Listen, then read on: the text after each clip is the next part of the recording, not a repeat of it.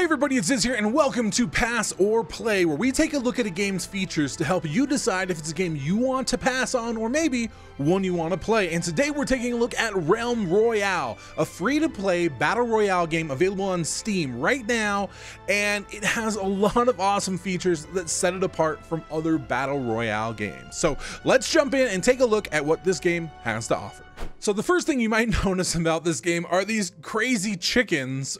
Whenever you get killed or you kill someone else, you turn into a chicken. And that's sort of the death mechanic, which is actually really fun in my opinion, because it gives you a chance to try to escape and to try to live. And if you're playing in teams, because you can either play a solo, duo, or a squad of 4. And if you're playing with another person or a few other people, it really gives you a chance to hide, run behind rocks, and your teammates can protect you and surround you. Now, you don't get to do this unlimited. There's a total of 3 times. After the 3rd time of being chicken, the next time you get killed, you just automatically die. So it's not something that lasts forever, but it's a mechanic that is really fun. And in solos, it's really hard to do, but when you get that opportunity, when you become a chicken and then you come back to life and then you kill the person who chickened you, it's just a really fun, awesome mechanic that is in this game. And some people might not like it. Some people might want you to die immediately, you know, when you get shot. They might not like the silliness of being a chicken, but there's a lot of play in it too, because when you're a chicken, if you move, you make noise, right? You make clucking sounds. So if you stand still, if you find a good corner and you stand still, I've had people run right past the doorway that I was standing in. Also, when you're in buildings, they have little windows that chickens can jump through, but the players can't. Now, there are a couple of abilities. On the assassin, you can teleport, blink through a window. On the mage, you can use their movement ability to go through. So 2 out of the 5 classes can get through a window, but those have cooldowns as well. So there are, if you go look on the internet, look on YouTube, there are a ton of awesome plays already where people are outplaying others as chickens. Now, since I just mentioned them, let's talk about classes. That's right, because this BR game actually has different classes that you can play. There's the assassin and the mage. There's also the warrior, a hunter, and an engineer. And they all share the same pool of weapons in game. So if you find a shotgun or a rifle, any of the classes can use those, but they also have their own specific class weapons that really define the way the game feels. The assassin has a really good long range assassin rifle that does a ton of damage. The hunter has a bow, which is really good. The warrior has an axe. The engineer has this like plasma rocket grenade thing that does like AoE splash damage, and the mage has this like staff that shoots out these like rock spear things, and they all feel different for each class. They also all have their own different movement abilities. The warrior can leap, you have teleports, you have flying abilities with the mage, and then on top of that, each class has 4 special class abilities you can find, and you can only equip 2 at a time. But there's things like net throws, and you can turn yourself into a block of ice on the mage, or you can put up a shield for the engineer. And so every class can feel and play a lot different, but still have access to the same weapons, which makes it really interesting. And every game doesn't feel the same, right? You play a warrior one game where you get up in their face and you charge them. The next game you play an assassin where you're far and you're using the sniper rifle, and then maybe you're the engineer, you're holding ground, putting down turrets and shields.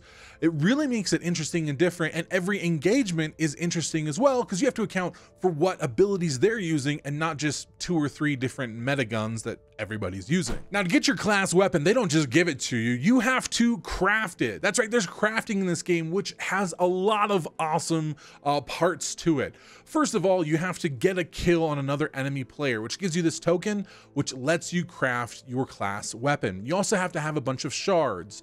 Like other BR games, you're running around looking for items, looking in chests, getting different weapons. But if you don't need it, you can disenchant those and get shards. And so you need, I think it's like 120 shards to craft your class weapon. And then you have to go to a forge. And while you're at the forge, everybody can see you're using it. It puts out smoke out the top of it. If you get close enough, you can see the countdown on it. And so crafting adds a whole bunch of gameplay. Do you go to the forge and just kill people who are crafting there and take their stuff? Do you make your powerful items and weapons? Because there's also armor in the game. The armor gives you a whole new health pool, which you're gonna have to have. There's 4 slots: the head, the hands, the feet, and the body. And there's also different tiers, right? You got white, green, purple, and legend legendary gold.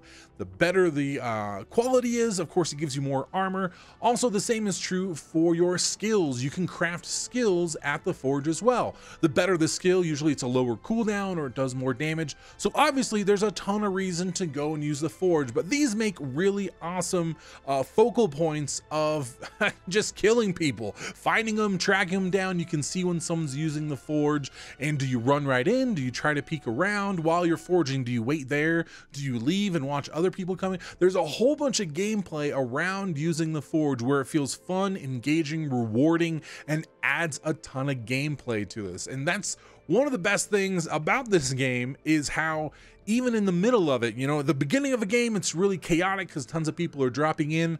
The end of the game is fun because you're trying to, you know, win and there's a few people left. Usually the middle of a BR game, there's kind of a lull, but this crafting forge situation makes the whole middle part of the game as exciting as any other part. Now, one thing you might like or dislike about Realm Royale is that there's no building. Unlike Fortnite, which is the most popular BR game right now, you can't build anything. And I know some people really love the building aspect, but I know some others are kind of sick of it. And so I have heard a lot of people saying that in Realm Royale, they're glad there's no building.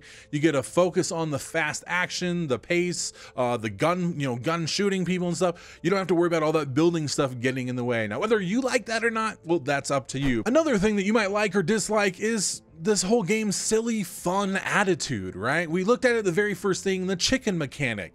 Those of you who maybe want a serious, realistic game like playing PUBG, this may not be the game for you. It's cartoony, it's fun, it's silly, there's crazy mechanics. You can fly through the air on a mage. And if that's not for you, I get it. But a lot of people really like this fun, silly game. Now, there are a ton of other things that we could talk about. We could talk about the mounts and how you can get on a mount and move really fast, or maybe you don't want to do that and you want to use your movement abilities. Or we could talk about your armor. If you have a headpiece that's a purple or gold, it lowers your cooldowns on your abilities, or a chest piece is going to make it so you heal passively. There's tons of details we could get into, but I want to know from you guys, is this a game you would pass on or a game you would play?